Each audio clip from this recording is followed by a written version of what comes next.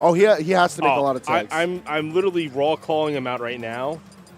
Stop making all these tags. He needs them. He needs them for his characters. You can't not do that.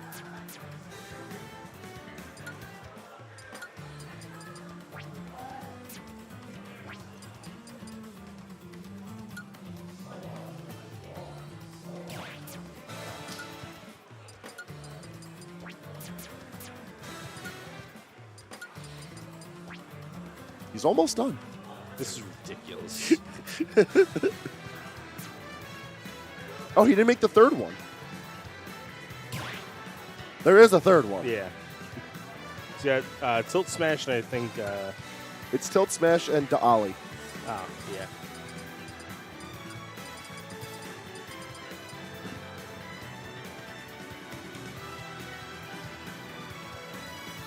Are we getting the young gentlemen's to a Battlefield or FD version of Dreamland? Definitely not. These boring boys, gonna start things off on PS2 probably.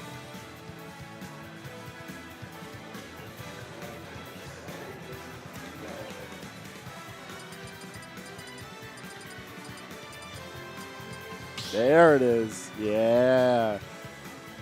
I prayed for a fun start to this match, but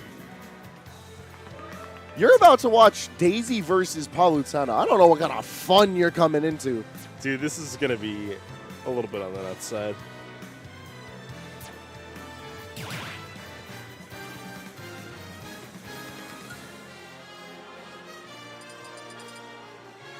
The PS2 start, all things considered, I feel is probably like the best bet for the stage list that we're running. I'm just hoping for Vinnie that Vinnie runs with like the more low to the ground combos, because he hasn't been doing a good job of linking together a lot of the aerial pressure. And against Dabuz's Palutena, I feel like there's going to be so many opportunities for reversals. Like, Dabuz is definitely a big practitioner of the big fat green button right now, especially as Palutena is able to get so much off of her nair. If Vinnie's not careful, he's going to be caught out a ton, and you don't want to be eating raw damage, especially when Vinnie is typically a more patient player.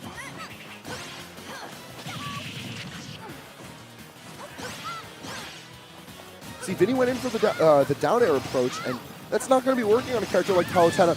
And in a very quick stock from Dabuz as he opens up this quarterfinals in convincing fashion.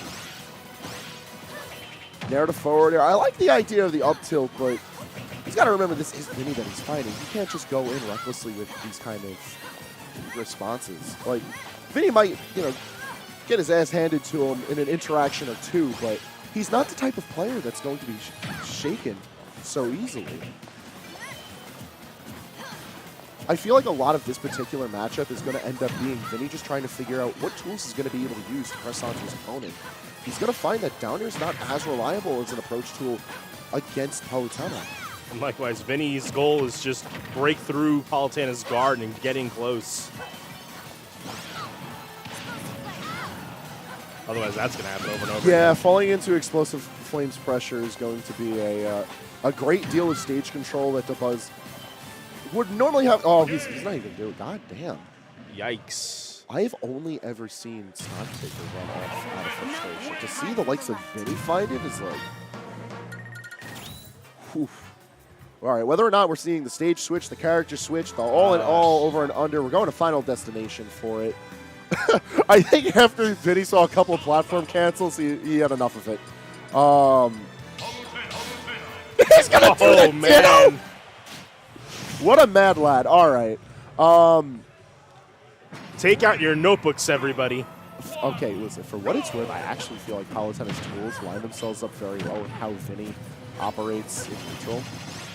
So, this isn't the worst of picks. That being said, like, this isn't the type of character you could just pick up and hope for the best. Neutral air and explosive flame are good, but they're not that good. Because they can get punished just like that. Also, explosive flame, unless used creatively, is an incredibly linear projectile. I think it's a great doubles tool.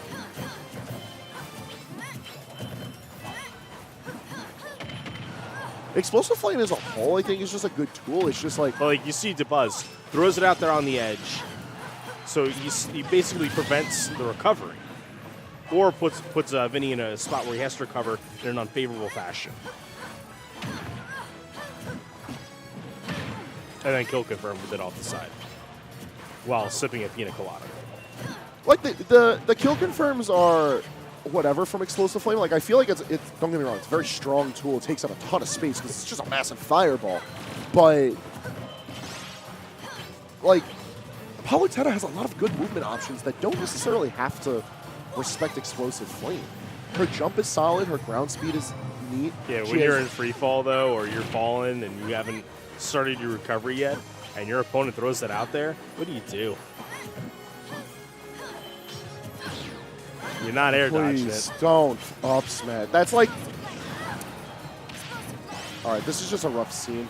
I do hope in the future that Vinnie works on his Palutena, because I think the tools fit him a little bit better than the Princesses. All right, there you go. That was a good recovery that he got out of the Explosive Flame. Yeah, he has the options. Warp is really good for getting around that type of damage. But God. Read like a book. You know, as the kids say at AON, a good chefing is happening. Dabuz has spatula in hand.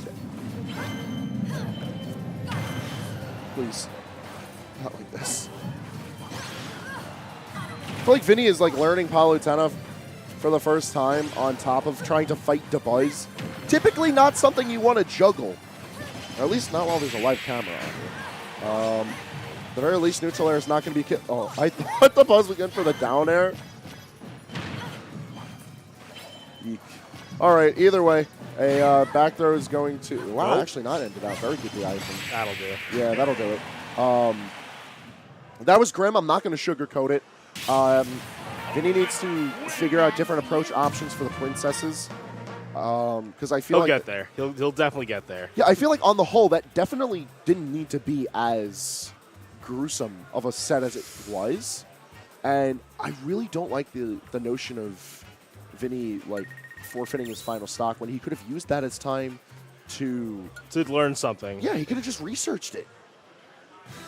Like, there was so much opportunity there.